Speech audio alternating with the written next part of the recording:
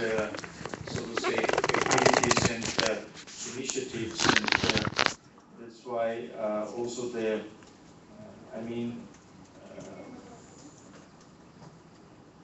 also visa liberalization was linked to the fulfillment of certain items. If you take as an example only, I think people here in Ukraine know it very well. I think it took 6 or 7 attempts in the Rada to take a decision about the electronic declaration of assets of politicians. This is something which is crucial and which is now to follow up, and it's also about the establishment of an asset recovery and asset management office. But also here we have to see how this is, so to say, implemented. So many elements now in place, but of course you need also, to a certain extent, a change of mentality, which is probably the most challenging thing.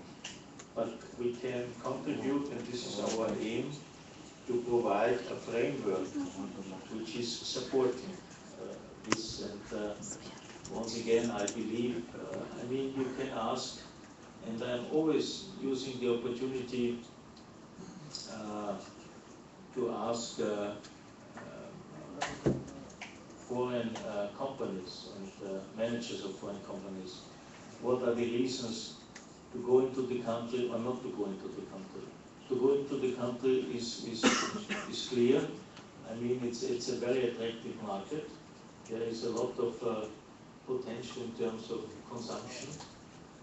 It's an emerging market. There are not so many markets in the world of 35, 40 million peoples, which is, so to say, at the brink of the development to a, so to say, better developed country.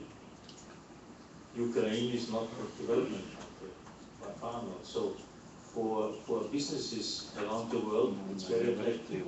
And remember, only 1 year ago, we had an investors conference here in Kiev, and there were, I think, more than 500 participants from more than 50 countries. So in principle, the market is very attractive, also due to its proximity to the European market. It could also be seen as an, so to say, entrance point to the European market. It is a hub. But the reason why some companies so far abstain from going in is corruption, and very often corruption on local level. If it's about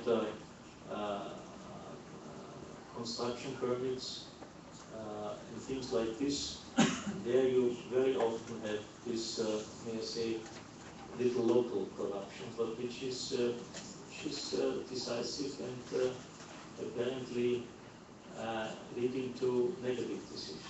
And this has to be addressed. It's not only about the corruption on the national level.